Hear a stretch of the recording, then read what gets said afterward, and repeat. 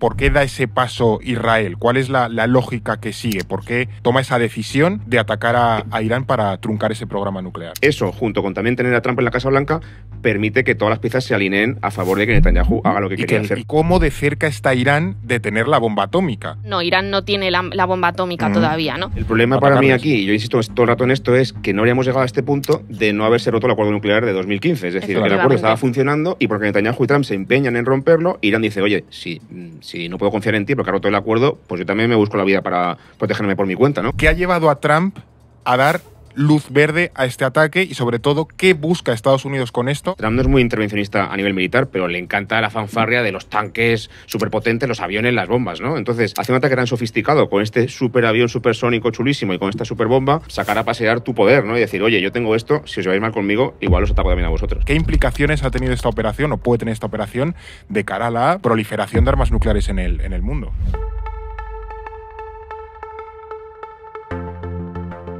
Operación Martillo de Medianoche. Este es el nombre de los ataques contra infraestructuras nucleares iraníes que ha llevado a cabo Estados Unidos este fin de semana. Un ataque sin precedentes que ha disparado las tensiones en Oriente Próximo. En juego está la estabilidad regional y los precios de la energía en todo el planeta. ¿Cómo responderá Irán? ¿Escalará el conflicto más allá? Hoy, en No es el fin del mundo, vamos a hablar de la escalada militar entre Estados Unidos, Israel e Irán. No es el fin del mundo, Express. Hoy hacemos un episodio un poco express, que es cierto que llevamos tiempo viendo esta crisis, pero este fin de semana se metió Estados Unidos y ha sido un poco el momento en el que hemos decidido lanzarnos a hacer este episodio para contextualizar un poco y, sobre todo, valorar qué escenarios se vienen en Oriente Próximo. Y aquí nos acompañan Alba Liba. ¿Qué tal, Alba? Pues bueno, un día más madrugando. Sí.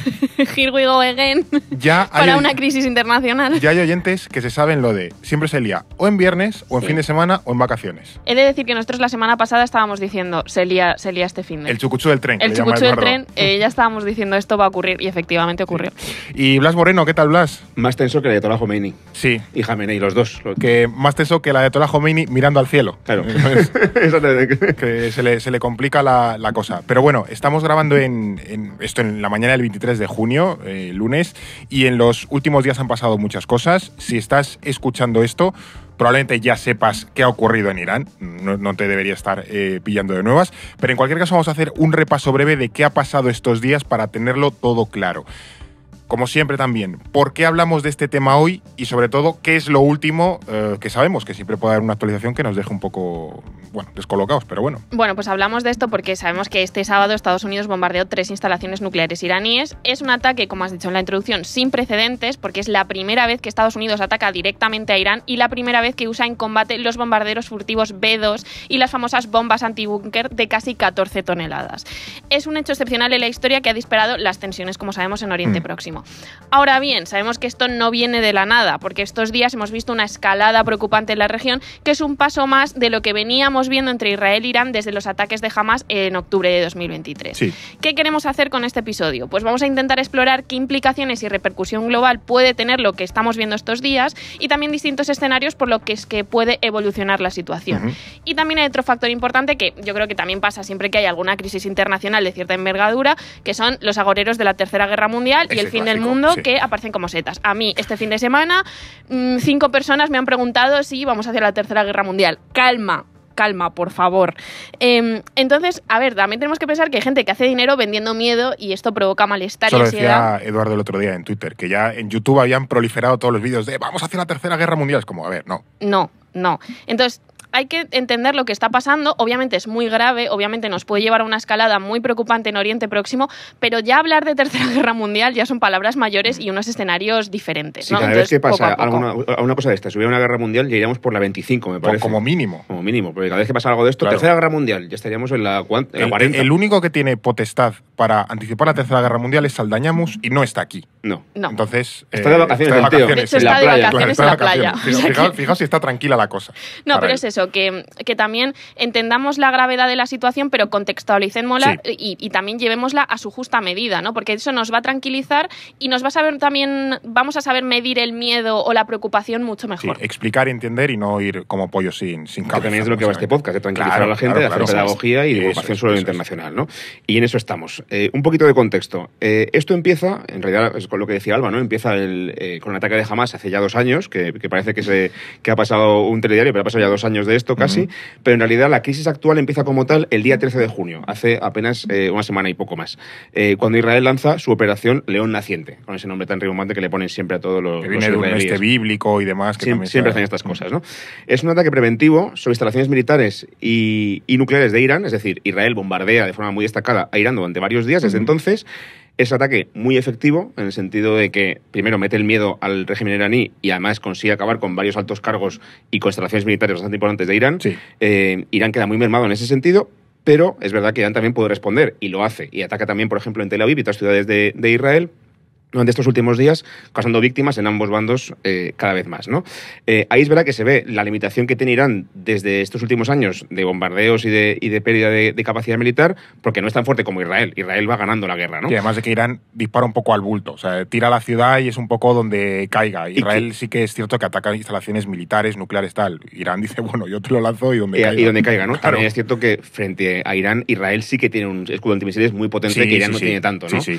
El problema que tiene Israel, que se propone desde el principio 2 objetivos muy claros, que es acabar con el programa nuclear iraní y también, más a largo plazo, más ambicioso, acabar con el régimen iraní, es que las estaciones nucleares iraníes muchas de ellas están fortificadas, están construidas literalmente bajo tierra, ¿no? Escondidas en montañas. Debajo de una montaña. Claro.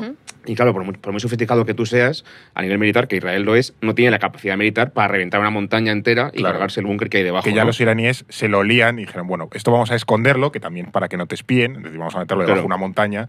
Pero... Que se sabía dónde estaba la base. Claro. Pero es verdad que estaba muy protegida, de manera que, aunque te ataquen con una cosa normal, no te pueden destruir, ¿no? Y es aquí donde entra Estados Unidos, que con esos ataques que mencionaba antes Alba, con ese bombardero especial que tienen y esa superbomba, es la única manera que tiene el mundo en realidad de destruir un búnker así, ¿no? Y es lo que ha pasado estos días.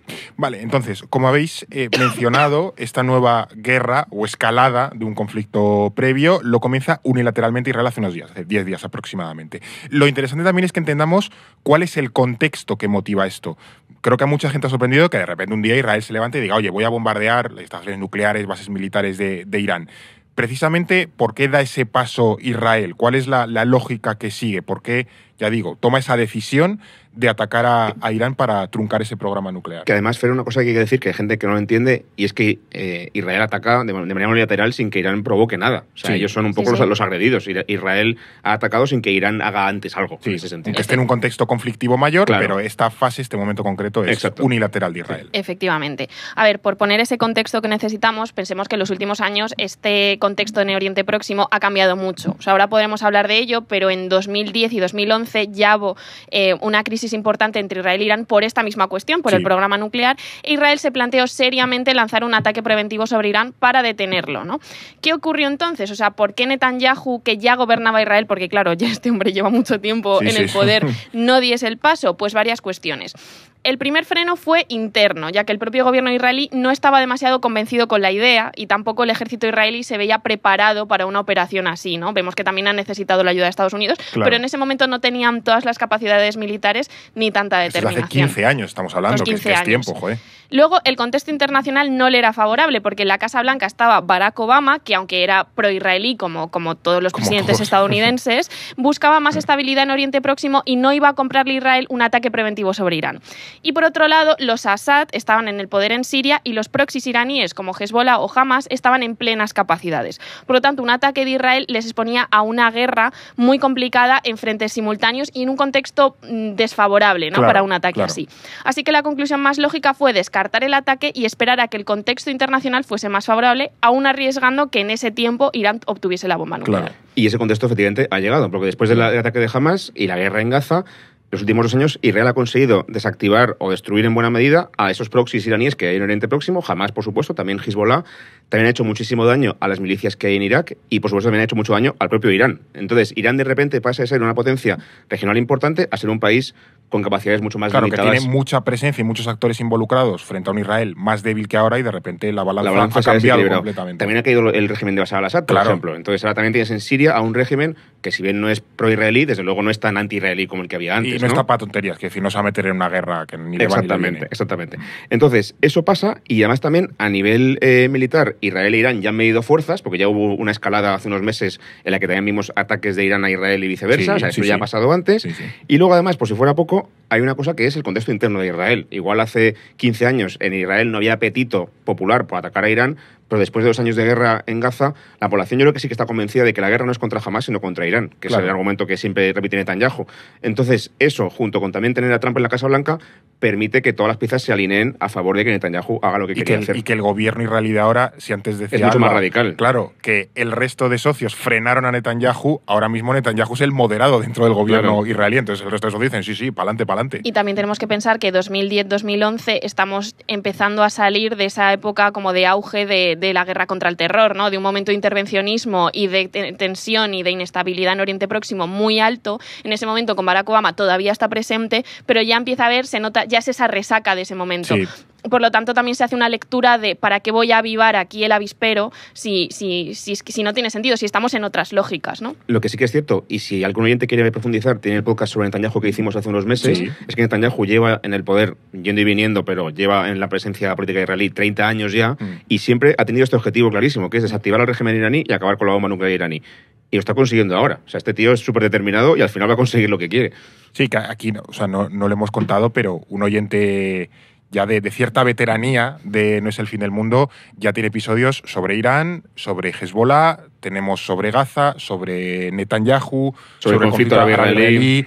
Es decir, que quien ya nos lleve escuchando un tiempo y con cierta atención, probablemente esta situación ya tenga muchísimo contexto, aquí como que añadimos más cosas, pero que un oyente que ya nos escuche de manera recurrente, este tipo de sucesos debería ya ser capaz de interpretarlo con cierta autonomía, que es también lo que buscamos en este Y de nuevo también, que si no lo habéis hecho, no pasa nada. Claro. Tenéis todos esos... Haced los deberes, claro. Que sepáis que tenéis todos esos episodios. Claro. Ahora mismo no tenemos los números exactos, igual los podemos dejar linkados en la descripción y ahí podéis ver y yendo pues el contexto de una forma más profunda de todos estos países y de estos conflictos. Que a lo mejor para verano, pues maratón de Oriente Próximo, ¿sabes? O en el coche, 6 horas de viaje, pues a la Hezbollah, Netanyahu y tal, y así os entretenéis. Ahora iremos a las implicaciones de estos ataques, pero creo que también debemos comentar otro factor relevante, ¿no? Que al final es lo que vertebra todo. ¿Cómo de cerca está Irán de tener la bomba atómica? Porque claro, al final es un poco el centro de todo. Y luego también, si la tiene, si esta amenaza para Israel es tan real, quiero decir, si estaban a punto de darle al botón para tirarles la bomba a los israelíes. Bueno, aquí no nos vamos a remontar a la revolución iraní del 79, ni al Shah, ni nada por el estilo, aunque podríamos, porque la historia del programa nuclear iraní es interesantísima. Esto es totalmente mi cosa, entonces me voy a contener. Pero a ver, entre finales de los 90 y principios de los 2000, Irán empieza un programa atómico de enriquecimiento de uranio, ¿no? Aunque aún no se plantea claramente la construcción de un arma atómica, sí que empieza a jugar con la idea, ¿no? Porque si tú enriqueces uranio, se entiende que aspiras a poder construirla. Esto, pues obviamente no gusta al resto del mundo, empiezan a saltar las alarmas y se presiona para que Irán deje de hacerlo. Pues viene ahí la Agencia de la Energía Atómica y dice, oye, esto se está violando, no puede ser, el Tratado de No Proliferación, no puede ser. Esto funciona e Irán detiene el programa, ¿no? Pero en 2005 llega a la presidencia de Irán un tipo de línea dura, que es Mahmoud Ahmadinejad, e inmediatamente reanuda el programa nuclear, ya planteando la construcción de una bomba atómica. Ya es una apuesta segura. Sí. En la década siguiente, ya con Obama en la Casa Blanca, y a pesar de las sanciones, porque durante todo este proceso se imponen sanciones muy duras sobre Irán, sobre su economía, para frenar esto. Es la época en la que Irán forma parte del eje del mal, no sé qué, o sea, que Irán se le da caña, Bush le da chicha. Efectivamente, se asumirá que Irán ya tiene la capacidad de fabricar una bomba atómica. Entonces, se negocia un acuerdo internacional respaldado por las grandes potencias que se firma en 2005, conocido como el Acuerdo Nuclear. 2015. Perdón, 2015, conocido como el Acuerdo Nuclear, ¿no? Pero cuando llega Trump al poder, saca a Estados Unidos del pacto en 2018 y vuelve a imponer sanciones a Irán, ¿no? A pesar de que Irán estaba cumpliendo su parte. De hecho, hay un vídeo, quien le da la excusa además también es Netanyahu, porque hay un vídeo fantástico, en el sentido de esto es delirante, de una presentación de Netanyahu diciendo... En la ONU, ¿no? Me parece. No, en un ministerio israelí, es en Israel, diciendo cómo Irán ha violado el acuerdo nuclear. Y entonces saca como un PowerPoint en el que empiezas a exponer como distintas pruebas y poco después es cuando Trump sale del acuerdo, ¿no? Acuerdo que, por cierto, Israel no es firmante. O sea, claro, es que Israel no es firmante. Es todo súper cínico, porque Israel no es firmante, Irán sí lo es, estaba cumpliendo el acuerdo, además respaldado por China, por Rusia, por la Unión Europea. Bueno, y que tenía inspecciones de la Agencia Internacional de Energía Atómica. La ONU respaldaba que Irán estaba cumpliendo. Y decía, sí, estos señores están cumpliendo con lo acordado. Israel dijo, no. Y llega Trump, venga, vale, pues no, y lo rompe.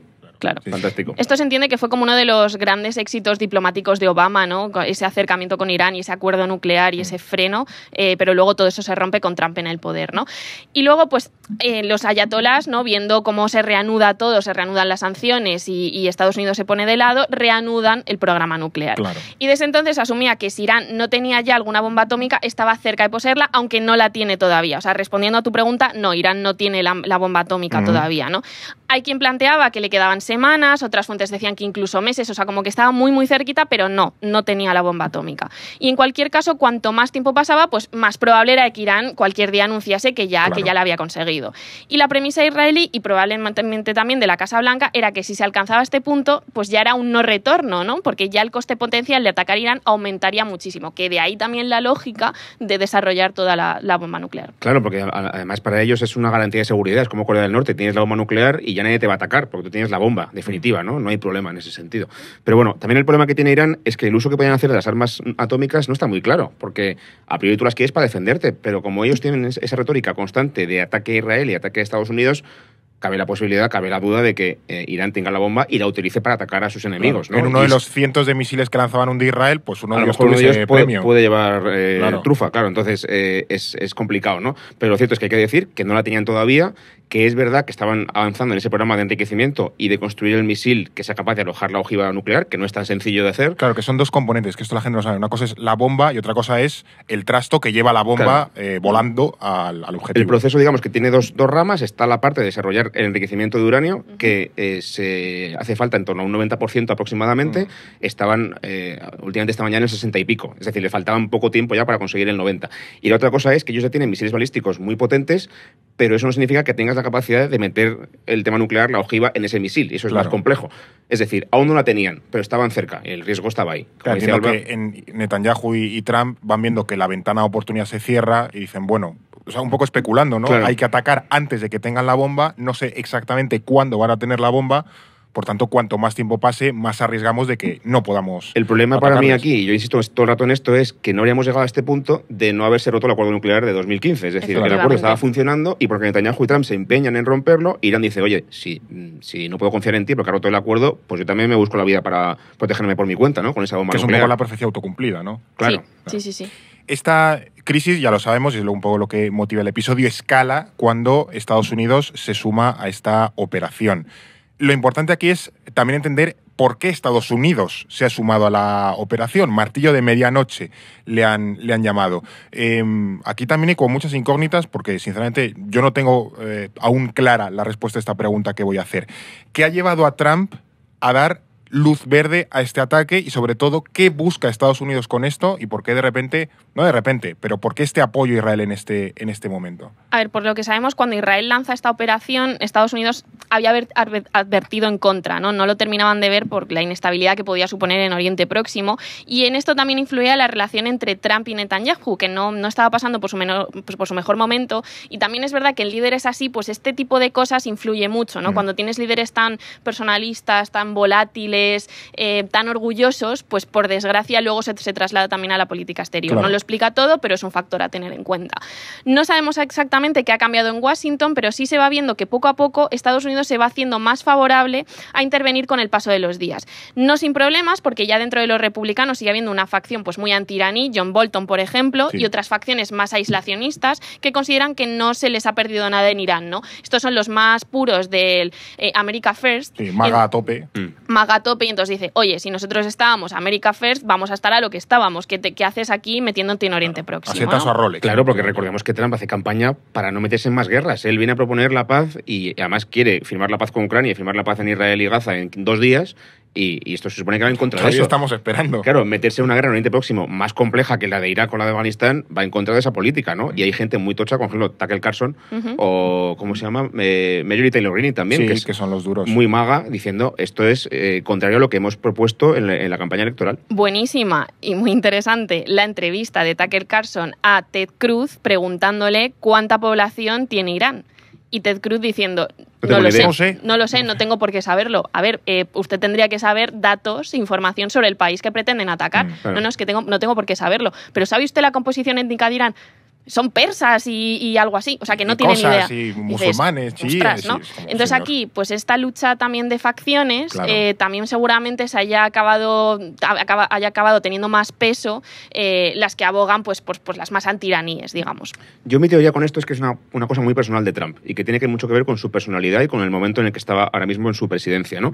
De hecho, hace unos días le preguntaban si iba a atacar Irán y si Irán tenía el arma nuclear, porque según la comunidad de inteligencia de Estados Unidos y su jefa de inteligencia, Tulsi Gabbard, Irán no tiene arma nuclear, y él decía públicamente que es mentira, que Gabbard está en un error. O sea, estaba desmintiendo públicamente a su jefa de inteligencia. Claro. La CIA no tiene ni idea. No tiene ni idea. Ni idea. ¿Por qué? Y aquí es lo que mi teoría va por aquí. Creo que Netanyahu ha conseguido convencer a Trump de que sí que tiene el arma. Es decir, Trump se fía más de la inteligencia israelí, de un país extranjero, aunque sea muy aliado tuyo, que de tu propia comunidad de inteligencia. Y es muy grave, ¿no? Y luego hay un par de factores más que tienen que ver, como digo, con el propio Trump. Uno es la impaciencia, porque como decíamos, Trump quería firmar el acuerdo en 2 días, pero a él no le gusta la complejidad y el detalle que requiere una negociación como esta, que es súper técnica, que es súper lenta. Él quiere firmar la paz en 2 días. Entonces, una negociación, perdón que te corte, Blas, que el acuerdo nuclear también ha estado sobre la mesa también durante los mandatos de Biden y nunca se llegó tampoco porque no hubo un esfuerzo muy, muy proactivo por llegar a ello, es una cuestión que se dejó más de lado, pero es cierto que es algo que ha estado sobre la mesa y nunca han llegado a buen puerto. Se han llegado a sentar y no han llegado a buen puerto. Es una cuestión de años ya. Entonces, ahí también vemos que son negociaciones muy complicadas. Digo, es muy complejo a nivel técnico. O sea, tienes que ir al detalle de cuánto puede refinar Irán a nivel porcentual de uranio. Es una cosa súper técnica. Y luego también porque Irán no se fía de Estados Unidos, por lo que sea. Porque tú firmas un acuerdo conmigo y al día siguiente llega otro presidente y lo rompe, pues... Pero ¿qué pasa? Que Trump no quiere eso. Quiere una cosa rápida, efectiva. Entonces, si la vía diplomática no funciona, a lo mejor funciona mejor un bombazo, ¿no? Y encima también pienso que como Trump es muy ególatra y quiere siempre tener el protagonismo, en el momento que Netanyahu se adelanta con su ataque el día 13, si ya la vía diplomática está cerrada, si Netanyahu ataca y yo no me uno, va a quedar él como el líder. Claro. Entonces yo tengo que ser el que quede por encima y lance su superbomba y llegue aquí en la rueda de prensa diciendo yo soy el que ha acabado con el programa nuclear. Entonces creo que tiene que ver con eso. A pesar de que la operación se preparará con mucho tiempo de antelación, en el fondo lo que define es que Trump quiere quedar como el jefe de todo esto, ¿no? También creo que hay un punto, esto lo podemos ver más adelante, de que Trump entiende la negociación también como una aplicación de fuerza. Sí, claro. Es decir, que esto que ha hecho Trump, yo creo que él lo entiende como negociar, como una fase más de una negociación en la que tú obligas a la otra parte a sentarle en la mesa, aunque sea poniéndole una pistola en la cara, ¿no? Entonces, también ha pasado, yo qué sé, con los aranceles, que la Unión Europea dilata un poco los tiempos y no llegamos a un acuerdo en el tiempo que yo quería, pues te subo los aranceles como forma de presión para que tú te des prisa. Te hago más cara, digamos, la reticencia a negociar. De hecho, es que en realidad está siendo coherente con su doctrina de la paz a través de la fuerza. O sea, esto es algo que llevamos hablando. Ya desde en su anterior mandato se empezó a entrever y se empezó a hablar de este término, pero sobre todo se ve de una forma muy evidente desde enero, ¿no? Como este nuevo mandato de Trump, que es esta doctrina de yo impongo mis condiciones dando un puñetazo sobre la mesa, ¿no? Y esto aplica a todo, es lo que dices tú, desde sanciones hasta sentarnos para negociar un acuerdo. Ahora, pues también tenemos que discutir cómo de efectivo es eso y qué consecuencias o esta ceguera hacia dónde te puede llevar. También diría que quizá esto también es un mensaje para otros países, ¿no? Para un China, para un Rusia, para otros enemigos que puedas tener. Trump no es muy intervencionista a nivel militar, pero le encanta la fanfarria de los tanques superpotentes, los aviones, las bombas, ¿no? Entonces, hace un ataque tan sofisticado con este superavión supersónico chulísimo y con esta superbomba, de alguna manera es como sacar a pasear tu poder, ¿no? Y decir, oye, yo tengo esto, si os lleváis mal conmigo, igual os ataco también a vosotros. Claro, es enseñar músculo que sí, efectivamente a Trump le gusta mucho. A Trump le flipa. Trump también ha dejado caer otra cuestión que no tengo muy clara, porque al final yo creo que es lo que tú dices, que hablamos de Estados Unidos como si fuese un todo coherente, y creo que uno de los problemas que están mostrando Estados Unidos es que unos organismos dicen una cosa, la Casa Blanca dice otra cosa, y como tal Estados Unidos no se sabe muy bien qué busca. Puedes ver qué busca Trump o qué busca, yo qué sé, la CIA o la Comunidad de Inteligencia o el Ejército o facciones concretas, pero Estados Unidos yo ahora mismo no sé qué busca. Lo digo a colación de lo del ayatolá, que se ha dicho que sí se lo quiere encargar, que no, que buscan un cambio en Irán político, que no. Entonces ahí hay un batiburrillo. Vamos a entrar en ese tema, pero antes toca hablar de libreta, por supuesto.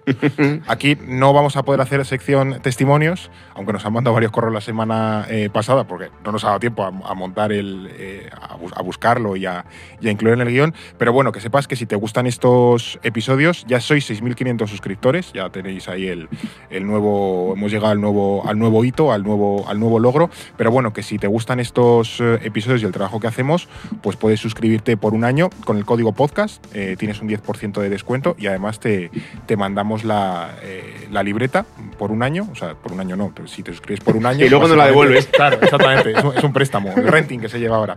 No, te mandamos la libreta a casa, a cualquier dirección, entonces bueno, que si te gusta el trabajo que hacemos, pues una buena forma de agradecerlo y de devolvernos pues, todo el conocimiento que intentamos aportarte es suscribiéndote, que ahora en verano lo vas a aprovechar mucho.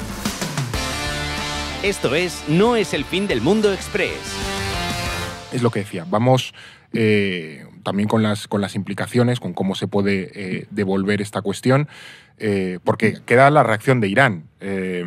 No sé si ahora mismo se ven contra las cuerdas, si está en una posición fuerte, si está en una posición débil. Se ha hablado lo del bloqueo del Estrecho de Hormuz, es decir, todavía Irán puede jugar algunas cartas importantes y creo que es importante que lo expliquemos. Yo creo que, bueno, antes de nada, creo que Irán está en un brete bastante importante, tiene que tomar decisiones difíciles, pero yo creo que está más en una posición de resistir que de ceder y negociar, ¿no? Porque una campaña de bombardeos aéreos va a debilitar sus capacidades y va a hacer daños y se centra también, sobre todo en instalaciones económicas, pues refinerías, pozos de petróleo, como ya ha empezado a ocurrir, pero el poder político sigue intacto, que para la supervivencia de un régimen es lo fundamental. Es verdad que muy dañado porque se han cargado a media cúpula de la Guardia Revolucionaria, sí. Pero bueno, el poder político sigue presente, ¿no?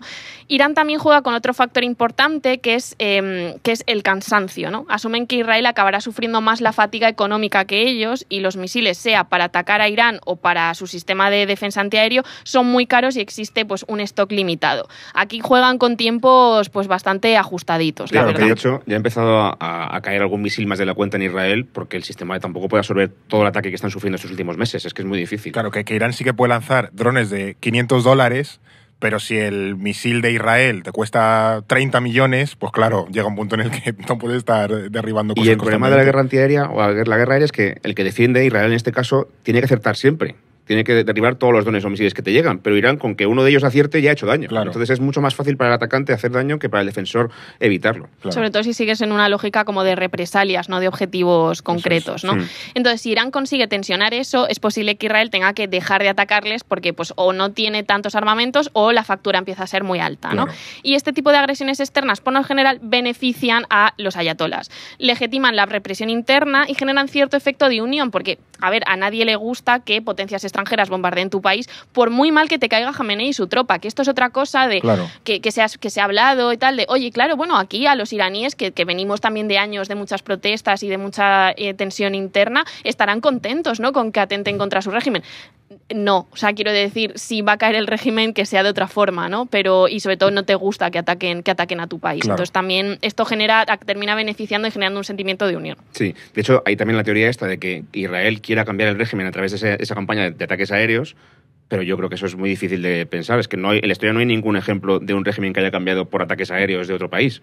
Nunca ha pasado. Claro. La guerra aérea no es suficiente, tienes que hacer algo más. Como o te pringas en el terreno o… Claro, una de dos. O mandas tropas tuyas, como pasó por ejemplo en Irak en 2003 contra Saddam Hussein, es decir, invadir el país, cosa que es bastante complicada, o apoyas una milicia local como pasó en Libia con Gaddafi. Pero tampoco hay ninguna oposición ahora mismo articulada en Irán como para echar a los ayatolás, con lo cual tampoco es tan probable que todo esto llegue a esa conclusión. No nos vamos a meter, pero también la posición en Irán existe, pero está muy atomizada, no hay una alternativa clara. Por ahí está el hijo del Shah llevándose con Israel, quiere decir que al final… También está es una posición muy en el exilio, es eso, muy fragmentada. Claro. O sea, este régimen, por muy mal que esté, lleva 45 años en el poder y lo tienen todo controladísimo. O sea, es muy complicado que de repente la gente salga. Pero bueno, la pregunta de qué va a hacer Irán ahora, que quizás quizás lo que más nos urge, la primera cosa que todo el mundo piensa es el estrecho de Hormuz, ¿no? El petróleo. Por ese estrecho que es muy, muy pequeñito en el Golfo Pérsico, pasa en torno al 20-30% de los hidrocarburos que se consumen en todo el mundo, petróleo y gas. O sea, es una locura la cantidad de dinero que pasa por ahí y que además impacta sobre todo a la economía europea y asiática. Sí, que somos importadores, que no tenemos petróleo, básicamente. Entonces, ¿qué pasa? Que si... Porque además desde ahí sale el petróleo de todo Kuwait, de Bahrein, de Qatar, de Arabia Saudí, de Irán, de Irak, o sea, todo eso sale por ahí. Viene Europa, pero también va China, India y demás. Exacto. Claro, esto haría subir el precio del petróleo muchísimo, la inflación también subiría a resultas de eso. Sería un poco como volver al bloqueo del 73, ¿no? De la guerra del Yom Kippur. Yo creo que con eso podemos estar más tranquilos porque no creo que sea lo más probable ahora mismo. Irán, quieras que no, también depende mucho a nivel económico de exportar petróleo. Claro. Y además no se quiere enemistar con los países que le están protegiendo. Por ejemplo, China importa mucho petróleo de Irán y si tú cortas el estrecho de Hormuz, China sale perjudicada. Con lo cual no creo que esto sea la primera opción de Irán, aunque desde luego es preocupante. La otra cosa que puede hacer Irán, que yo creo que es lo más probable, es atacar a bases estadounidenses en la región. Solamente entre Kuwait, Bahrein y Qatar, creo que hay 30.000 soldados estadounidenses. Sí. Y luego también hay muchísimos más en Jordania, en Arabia Saudí, en Siria, en un montón de sitios, ¿no? Entonces, atacar eso creo que es más fácil. Es verdad que el riesgo que corres es de escalar todavía más el conflicto, porque si Estados Unidos, por ejemplo, pierde varios soldados en alguna base atacada, igual quiere responder también al ataque, ¿no? Claro. Eso también pasó en 2020, ¿os acordáis? Después de que Estados Unidos matara a Soleimani, que también estaba Trump en el poder en el primer mandato, Irán atacó bases estadounidenses en Oriente Próximo y Trump de alguna manera como que se dio por satisfecho porque el ataque no fue muy grave y ya no siguió escalando. Claro. Yo creo que eso sería la mejor noticia que nos podía tocar esta semana. Que Irán responda y Trump diga, bueno, no ha sido para tanto. Ya está, quedamos en paz. Quedamos en empate, ¿no? Ahí también están las lógicas dentro de Irán de cómo es ese ataque. Cómo de fuerte lo haces, contra cuántos objetivos. Lanzar ese mensaje de estoy represaliando que tú me hayas atacado, pero con la voluntad de frenar hasta aquí. Claro. Y lanzar eso es muy complicado, es muy, muy complicado, sobre todo en una situación de contexto. La posibilidad de escalar y de que se reciba un nuevo ataque, que luego tú ya ahí puedes decidir frenar o no, pues es con lo que estamos Es una coreografía súper complicada, sí. pero que en realidad también es un cierto postureo. A lo mejor Irán le dice a Estados Unidos por privado, no quiero seguir con esto, pero tengo que pretender que te ataco porque si no quedo fatal, ¿no? Claro. Y luego está la tercera opción, que es muy preocupante a largo plazo, que es que Irán, incapacitado para actuar como un país con potencia militar, busque otras formas de actuar, que son quizás menos evidentes, más sutiles, pero está el terrorismo. Tú puedes financiar que algún individuo no relacionado directamente con Irán ataque una embajada, una oficina de alguna empresa, una plaza pública. Esto ya pasó en los 80, por ejemplo, y podría volver a pasar ahora, y es un problema que tenemos que asumir. Claro, que era un poco la que hacía Gaddafi con los aviones, este tipo de cosas también, terrorismo, un asesinato selectivo, oye, que pues mato un embajador o un político, un científico. Sí, pongo un bombazo por ahí, en una embajada, en una base militar en algún sitio, no se me puede atribuir a mí la responsabilidad de eso. No, ha sido este grupo extraño, nuevo, creado y tal. Claro, sí, ya pero ya hablas de tu capacidad de influencia, de tu capacidad de financiación, ya mandas un mensaje más sutil, pero evidente, pero contundente, ¿no? Claro. De, oye, puedo generar esta inestabilidad. Y te sigues vengando, aunque sea de una manera más lateral, por así decir. Claro. Otra de las cuestiones que se han planteado estos días es que, lo que mencionamos, Israel lo ha dicho medio abiertamente, ¿no? Que podía buscar hacer colapsar al régimen iraní.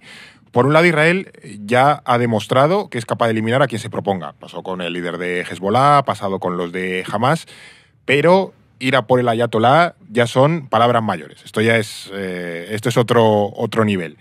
Y sobre todo con el nivel de agresividad o las implicaciones que tendría y luego también lo que puede suponer potencialmente, que es desestabilizar un país como Irán. O sea, aquí ya es otro nivel cargarse al ayatolá. A ver, sí que sabemos que Israel ha sugerido esto, pero parece que Estados Unidos tiene más dudas. De nuevo, nos estamos frente a la ambivalencia de Donald Trump, ¿no? Que un día te dice una cosa y otro otra. Según personal de la administración Trump, que cosas que dijeron a la prensa, parece que vetó a Netanyahu que mataran al ayatolá Jamenei, pero ahora ya empieza a dar señales más confusas de que es algo que podría estar planteándose. Ayer hablaba lo de MIGA. Make Iran Great Again para no sé qué. Miga lo tuyo, lo que tienes, Donaldo. Pero, claro. Pero macho, es que claro. es cierto que esa ambigüedad, claro, genera mucha confusión de porque no sé qué va a hacer. Claro, entonces, a ver, es lo que dice, sería un paso muy importante, sería una escalada absoluta y, a ver, en tanto que tampoco hay capacidad para invadir el país, pues sería crear puro caos interno para desestabilizar Irán. Y eso tenemos que pensar que por mucho que Donald Trump actúe un poco a locas y tal, yo creo que hay gente dentro de su administración, hay tal vez una inteligencia estadounidense, un cierto saber hacer, quiero creer, que le asesorará para decir, esto no nos interesa, porque desestabilizar Irán es hablar ya de... Son palabras mayores. O sea, no te interesa tener un país como Irán en una crisis interna absoluta, con lo que decíamos antes, no tienes una oposición clara, descabezas al líder, entonces la Guardia Revolucionaria se te revoluciona, nunca mejor dicho. Y eso te puede llevar a ataques mucho más contundentes, tanto contra Israel como contra otros objetivos en la región. Más allá también del caos interno de la propia sucesión. Te puede llevar al poder, también lo hemos hablado con Rusia, te puede llevar al poder a una facción muchísimo más enloquecida que la que tienes ahora. Y en vez de lo que tú pretendías resolver, en realidad lo empeoras. Sí. Tienes a Daesh por ahí, el Daesh del Jorasán, Estado Islámico del Jorasán, que ha hecho bombazos en Irán, pues se puede aprovechar de la situación. De hecho, Daesh hace unos días hizo un atentado bastante gordo en Damasco, o sea, en Siria. Sigue otra vez activado el Estado Islámico en Siria y en la región, porque, bueno, después de unos años vuelven ahí. En el aniversario del funeral de Soleimani, ahí es verdad, hubo un bombazo muy gordo. A principios de año, lógicamente, a decenas de personas. Sí. Y luego, fíjate, yo creo que esto no es descartable. No sé qué pensáis, pero yo no creo que sea tan descabellado pensar que Jamenei se lo carga en estos días, sinceramente. Sople velas. Porque además, perdón, Alba, Trump está en plan vacilón. Bueno, es un blanco fácil, sabemos dónde está, si queremos podemos matarle. A lo mejor no lo hacemos todavía, pero bueno, a lo mejor sí, ¿no? Está como pinchando ahí y sabemos ya que Jamenei se ha refugiado en el búnker, él vive en una residencia oficial muy protegida, pero no es suficiente, se ha ido a un búnker para estar más protegido y también ha hecho una cosa que tampoco tiene precedentes en la historia de Irán, que es nombrar a 3 sucesores posibles. Normalmente el sistema es un poco complejo de explicar, no es el momento de hacerlo ahora, pero cuando un ayatolá se muere, se reúnen los clérigos y durante asamblea de expertos, durante meses pueden estar decidiendo quién es el siguiente que va a ser el líder supremo. Vaticano. Claro, pues lo que ha hecho Jamenei es adelantarse a eso y proponer 3 nombres a los que él cree que podría servir esto. Por si acaso se muere, que el proceso sea más rápido. Claro. Porque es que creo que esto de verdad es una posibilidad real y aunque no fuera porque se lo cargaran, el señor es muy mayor. O sea, que igual se muere del se muere susto. Él solo. Se muere él solo. Pero sabiendo una cosa es que se muera de forma natural, ¿no? Claro. Que eso es otro proceso, algo a lo que Irán sí que puede estar más preparado, aunque también hay muchas tensiones internas en ese respecto. Pero una muerte acelerada causada por un enemigo, pues ya es otro escenario. Yo estoy contigo que creo que es algo que puede suceder, pero que creo que hablaría de una ceguera de la administración Trump equiparable a la de Bush en la guerra contra el terror, con invasiones como la de Irak, incluso mayor. El problema es eso, que muchas veces las relaciones internacionales, por desgracia, funcionan a través de la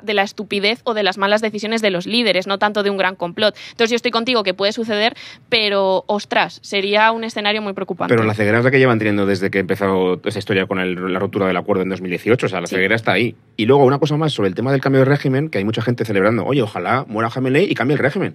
Ojo, es que a lo mejor no viene un Irán democrático. Igual toma el poder la Guardia Revolucionaria o una facción militar más peligrosa. Es muy poco probable que en un Irán que lleva toda su historia en realidad sin ser un país democrático, de repente, así de forma espontánea, surja una democracia súper estable y pro-occidental. Eso no va a pasar. Para nada. No, o yo qué sé, llega el hijo del Shah o algo democrático, puede ser percibido como un pelele de Occidente o de Israel y demás. Al final te genera un gobierno frágil, débil, ilegítimo quizás, entonces...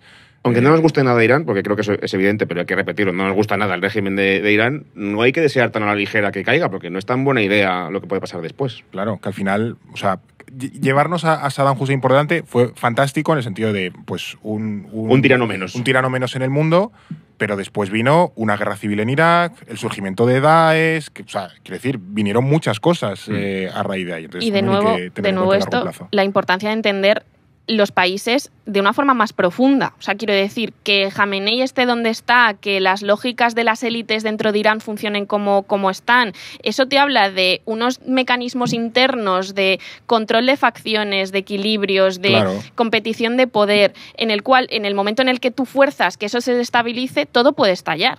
Entonces, o te viene una facción mucho más radical que tal vez te es un problema regional todavía mayor, o te destabiliza un país entrando de nuevo otros actores que bueno, pues pueden generar una gran violencia regional. Por lo tanto, no juguemos con esto a la ligera. Claro.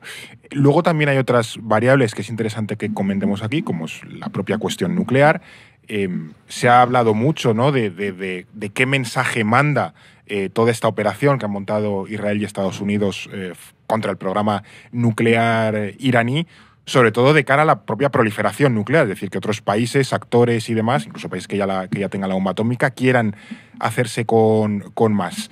Otros países pueden tomar nota de esto y decir, ojo, cuida, porque claro, y luego también el propio Irán, porque después de estos ataques, no sé si Irán tratará de hacerse con la bomba de nuevo, si se sentará a negociar, es decir, ¿qué implicaciones ha tenido esta operación o puede tener esta operación de cara a la proliferación de armas nucleares en el mundo? Yo creo que aquí, bueno, hay dos cosas, ¿no? La primera es que sí que a nivel global esto yo creo que sí que lanza un mensaje de que se aviva la proliferación nuclear, ¿no? O sea, solo, en el fondo lanzas la idea de que solo con la bomba atómica evitas que te ataquen. Que esto es una lógica que ya viene de hace tiempo, viene de la Guerra Fría, pero que en este contexto tan conflictivo donde, pues, en el fondo se hace efectivo que esto puede pasar, hay otros países que toman nota y dicen, vale, pues es que igual esta es la vía por la que tengo que apostar. ¿Qué pasa? Que esto te genera, pues, unos dilemas de seguridad muy importantes porque generas un mundo todavía más inseguro, pues tal vez permites que haya nuevos ataques para frenar que otro país desarrolle su propio armamento. Entonces es un bucle del que cuesta salir, ¿no? Por otro lado, sobre si Irán irá por la bomba, yo creo que también se implanta esa lógica. Ahora bien, ¿con qué capacidades? Creo que ahora mismo el programa nuclear, sin tener exactamente los datos de cuánto ha afectado, pero creo que ha sido una destrucción muy importante, ha retrocedido décadas. Entonces sería volver a empezar. Sí que creo que se abre la posibilidad de que se sienten a negociar, tal vez coaccionados por Estados Unidos, claro, que llegue un momento que digan, mira, para frenar la escalada, esta es la manera... Comprométete a no desarrollar me comprometo a no tal, simplemente para estar tranquilos, como tal vez en un momento de escalada, o que eso sea el coto que frene. Claro. Pero ahora bien, eso no quiere decir que tú renuncies del todo a esa idea. Sí que creo que aunque ellos firmen en un escenario con socios o con enemigos tan inestables que se comprometen tampoco con los pactos, sí que creo que empiecen a explorar de nuevo esa idea, o que por lo menos la idea sea, vale, no va a ser el mes que viene como lo teníamos planeado, igual va a ser dentro de 3 décadas, pero en 3 décadas tenemos la bomba atómica. Como un compromiso, porque en el fondo ese saber hacer no desaparece, esa voluntad tampoco. Claro, puedes cargarte, y yo creo que eso ha ocurrido, cargarte la instalación física, yo que sé, las centrifugadoras de Urán y demás, pero los científicos al final ya saben qué tienen que hacer para volver a recrear todo eso. Habrá que hacer una inversión muy importante de dinero, pero ese know-how, por así decirlo, ya está ahí, que era lo que antes a lo mejor no tenían. Yo también soy pesimista, porque lo que pienso que Irán ha visto desde hace años es que Corea del Norte tiene arma nuclear y por lo tanto Corea del Norte sobrevive. Kim Jong-un sigue ahí, hijo y nieto de los fundadores del país, y siguen gobernando. Trump se ve con él para llegar a acuerdo. Claro, es decir, Trump respeta a quien tiene la bomba nuclear, claro, y sin embargo, quien no la tiene, Saddam Hussein, murió, invadido su país, y murió en 2003, o sea, que murió después, pero invadió su país en 2003. Gaddafi tampoco tiene la bomba, renunció a ella y también murió en 2011, y Irán ahora mismo no tiene la bomba y ha sufrido un ataque súper duro que amenaza su estabilidad interna. Es decir, la lección que sacamos todos es, si tengo la bomba sobrevivo y si no, no. Entonces Irán lo va a entender, y también lo va a entender Ucrania, que también renunció a sus armas nucleares en un pacto con Rusia después de la Guerra Fría, y ahora fíjate lo que ha pasado, Taiwán, Corea del Sur, o sea, países incluso democráticos y prooccidentales que a lo mejor dicen, Arabia Saudí, si la tiene, yo también la quiero. Turquía también la querrá, luego la querrá Egipto, luego la querrá Emiratos. Es decir, al final la escalada se va aumentando porque todo el mundo entiende que la única manera de protegerse es tener la bomba. Claro. Y en ese sentido creo que esta escalada y este ataque, en concreto el ataque estadounidense del sábado, no hace el mundo más seguro, hace el mundo más peligroso, hace el mundo más complicado, ¿no? Y en cuanto a Irán, yo creo que incluso es peor todavía, porque no sabemos cuánto ha destruido el ataque o no. Igual Fordow no está totalmente destruido, igual quedan cosas debajo, ¿no? Total. También hay rumores de que Irán se olía este ataque y sacó ya elementos de la base varios días antes, ¿no? Y luego también está la posibilidad, bastante probable en mi opinión, de que Irán tenga más bases escondidas que no conocemos. Entonces, ¿cuánto más hay que no sabemos de Irán a nivel enriquecimiento de uranio, misiles balísticos y centrifugadoras? Pues a lo mejor mucho más.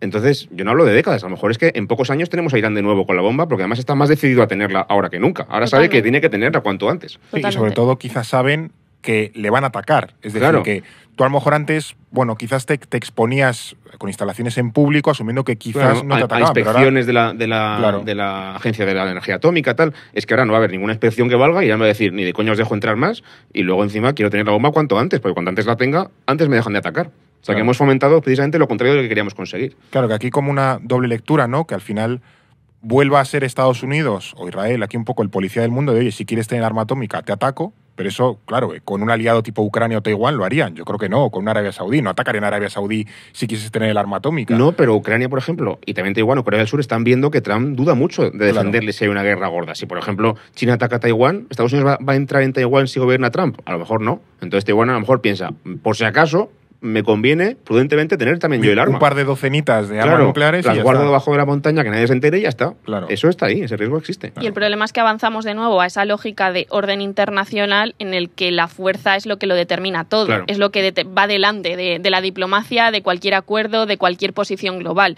Y eso es profundamente problemático para la seguridad, no ya de una región concreta, sino del mundo entero, ¿no?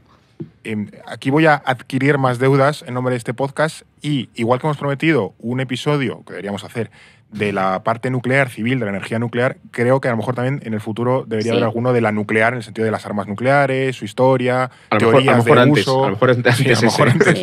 La actualidad nos lleva a ello. Es un temazo, la verdad. Es un tema chulo. Al final también son tesis como muy del realismo político, la realpolitik, pero bueno, son interesantísimos. Todo este ataque, la situación, el contexto, también tiene implicaciones muy importantes en Estados Unidos, en concreto dentro del trumpismo, ya lo hemos avanzado.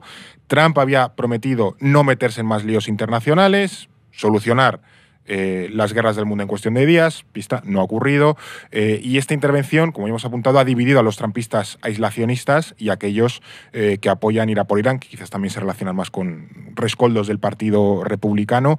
Lo que no sé es si esto puede pasarle factura a Trump, y luego también la incógnita de si Estados Unidos tiene una agenda propia o en muchos aspectos, sobre todo en su política para con Oriente Próximo, están en manos de Netanyahu, que es también un poco quien mueve los hilos o quien guía a Trump en esto. Pues a ver, yo creo que en cuanto a lo que es el corto plazo de saber venderle a los votantes y al partido esta decisión, creo que lo va a conseguir, creo que ya lo ha conseguido, de hecho, porque poco después del acuerdo había miembros de MAGA, como las facciones más radicales, que decían, bueno, ok, no, tampoco nos vamos a meter tanto. Es verdad que son críticos, pero yo creo que va a saber vender esa intervención como algo positivo, algo que construye la paz, un golpe sobre la mesa que demuestra la grandeza estadounidense.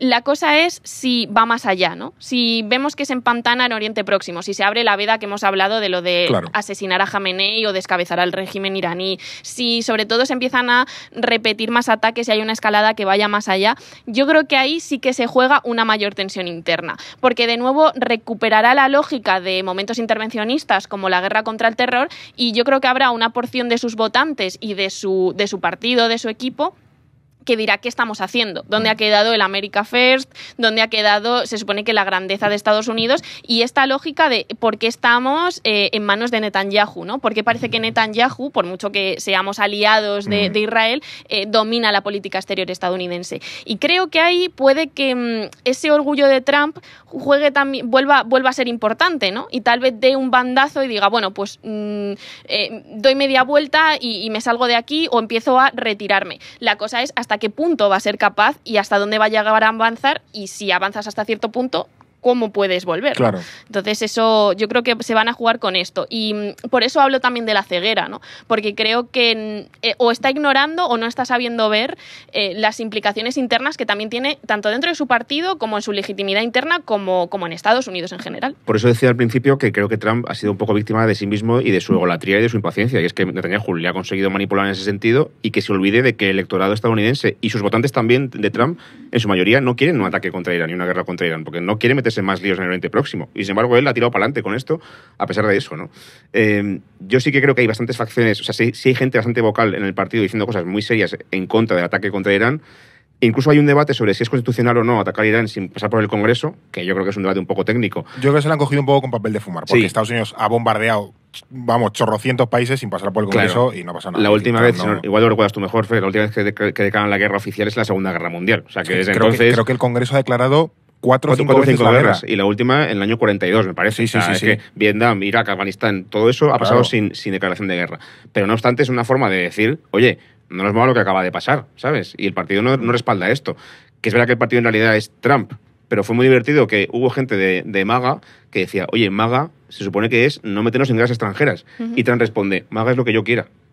Entonces, la tensión interna entre el líder mesiánico que manda y que decide qué es lo que hay frente a un movimiento político que, aunque lo fundara Trump, también empieza a adquirir ya una cierta entidad propia. Creo que es interesante de ver, además, por supuesto, oye, si la población estadounidense no quiere ir a la guerra y Trump se empeña y sigue presionando, ¿cómo nos dice esto de hacia dónde va la democracia estadounidense, ¿no?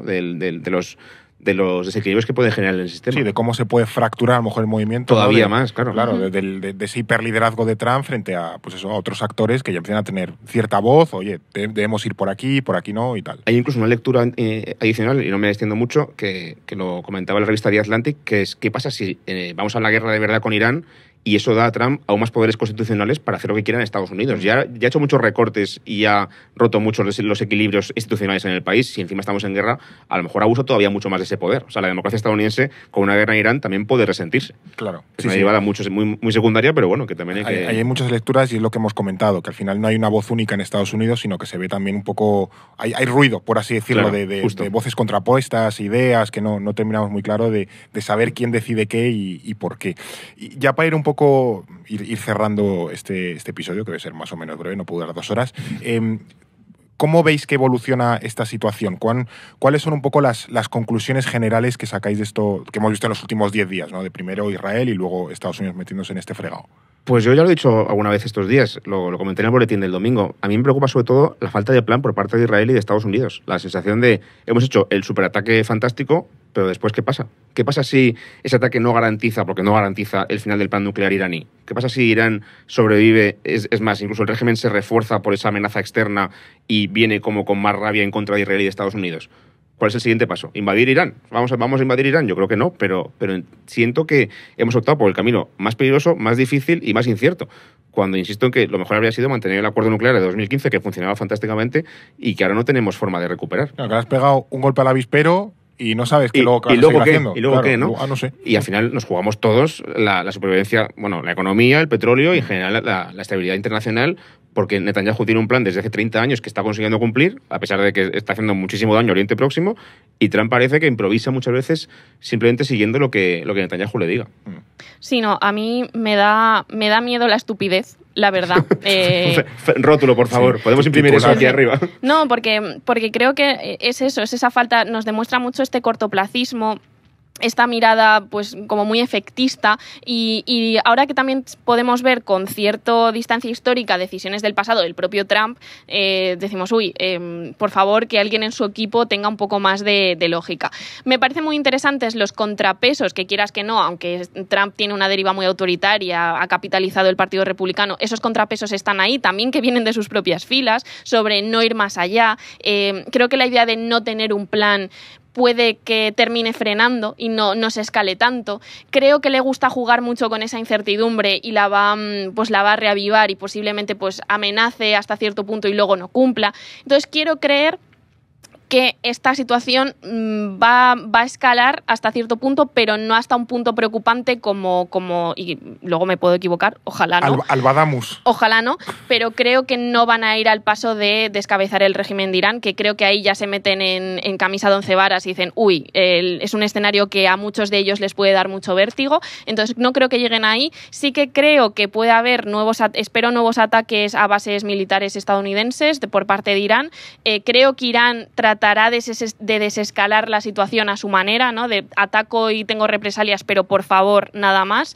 Y luego sí que me imagino unas conversaciones y unos intercambios muy tensos. No descarto nuevos ataques de Israel a Irán, la verdad, creo que es algo que vamos a seguir viendo, sí, y que vamos a seguir esta dinámica en los próximos meses. Creo que puede que dentro de unos meses nos encontramos en un escenario muy parecido al que estamos viviendo hoy, porque no consiguen llegar a sentarse ni llegar a un acuerdo. Creo que es la dinámica que vamos a estar viendo en los próximos meses, digamos. Sí, desde luego, si se cargan a Jamenei, nosotros tenemos curro para todo el verano y los oyentes entretenimiento para... Yo creo que lo tenemos ya sin que se lo carguen. Sí, eso te iba a decir, Fernando.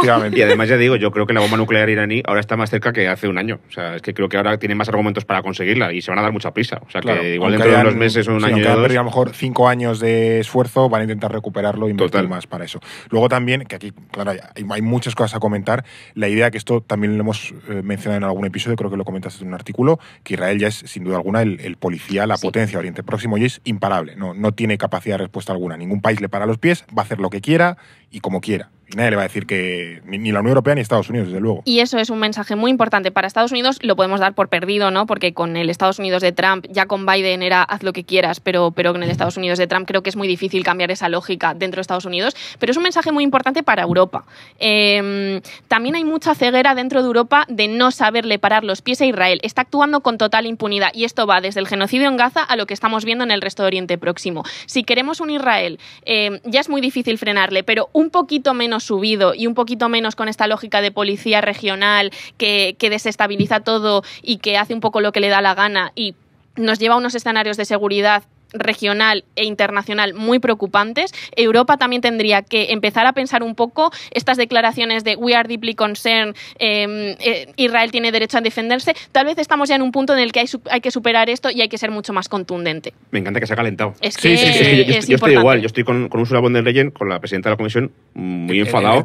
Hizo un tuit del otro día que era lamentable. O sea, era un tuit diciendo, por favor, Irán, contén los ataques, que es como Irán es el atacado, no el atacante, pero bueno, claro. Israel tiene derecho a defenderse. Discúlpame, señoras, es al revés. Ahora mismo es al revés. Y que apelamos por la negociación, pero quiero decir que están bombardeando un país con bombas de 14 toneladas. ¿Qué negociación hay ahí? Claro. Sí, mucha desubicación. Y luego, ¿qué vas a hacer tú para imponer esa negociación, para presionar que se negocie? Se está ahora mismo negociando en el Consejo Europeo cancelar el acuerdo de asociación entre Europa e Israel, y aún hay muchos países, y creo que también la propia von der Leyen, que se niegan a hacerlo. Entonces, oye, tenemos un instrumento económico y diplomático potente para presionar a Israel, ¿por qué no se utiliza? No sé. Sí, desde luego hay mucha miopía en la Unión Europea, y sobre todo que cosas como lo que decía von der Leyen o Kallas, al final es apostar por un mundo en el que la Unión Europea no sale beneficiada. Claro. Nosotros sabemos comerciar y tenemos un grave problema en capacidades de defensa. Si apostamos por un mundo más inseguro, somos los primeros que vamos a salir escaldados de eso. No jugamos bien en ese juego. Claro, entonces no sé qué sentido tiene apostar por un escenario en el que nosotros vamos a salir, ya digo, claramente perjudicados. Pero bueno, iremos viendo un poco cómo se desarrolla esta situación, si Jamenei se lo cargan, si no, si siguen intercambiando ataques Irán e Israel. Tampoco hemos comentado aquí un poco la posición de Irán, un poco pivote regional, tiene conexión con Asia Central, Afganistán, con China, con Rusia. Claro, con la parte de Pakistán e India, otros dos países con armas nucleares, también la parte de Oriente Próximo. Es decir, ojito con desestabilizar a Irán, que es un país muy importante en términos geopolíticos. Que hay una cosa que, además, hay gente que me ha preguntado estos días sobre si Rusia y China se van a meter en la guerra para defender a Irán. Esto no va a pasar. O sea, que la gente se quede tranquila porque no va a haber una superguerra mundial de potencias. Pero es cierto que Irán tiene conexiones más allá de lo que parece. Incluso Arabia Saudí, que es un enemigo en teoría de Irán, se ha quejado a Estados Unidos por el ataque del sábado. No le moló nada. Habló de brotherly como nación hermana de Irán por los ataques de Israel. Y eso, violar la soberanía nacional de un país no nos gusta, no gusta a nadie. Entonces dejad de hacer esto. O sea, Arabia Saudí defendiendo a Irán frente a Estados Unidos. Este es el mundo en el que estamos. Pues sí. Hay muchas variables. Llevamos un rato de nos vamos a ir yendo. Sí, y no te vas, Fernando. Y esa despedida española, ¿no? de 15 minutos. Pero bueno. De pie en la puerta, como que incómodo. Eso es. Pero bueno, sí, ya hemos hecho un poco este repaso general, también para que entiendas mejor el contexto internacional, geopolítico que hay detrás de todo esto. Así, cuando veas las noticias, pues vas a entender un poco mejor por qué pasan ciertas cosas. Y si no las entiendes, tampoco pasa nada, porque hasta nosotros no entendemos ciertas cosas. Pero bueno, lo seguiremos comentando, claro, tal cual. Este fin de semana ha sido así. Muchas gracias, Salva, por contárnoslo y por el madrugón. A vosotros. Y muchas gracias, Blas, también. Gracias, chicos. Y nada, gracias a ti que nos has escuchado y visto en Spotify, en YouTube. También has estado, bueno, si nos has escuchado en iVoox, en Apple, en Amazon, pues esperamos que lo hayas entendido todo un poco mejor en este episodio un poco express. Y nos vemos aquí en próximos episodios de No es el fin del mundo. No es el fin del mundo, el podcast semanal del orden mundial. Producido por The Voice Village. Dirección Eduardo Saldaña. Conducido por Fernando Arancón y guión de David Gómez y Alba Leiva. Producción ejecutiva Ricardo Villa. Diseño de sonido y sintonía original Pablo de Diego.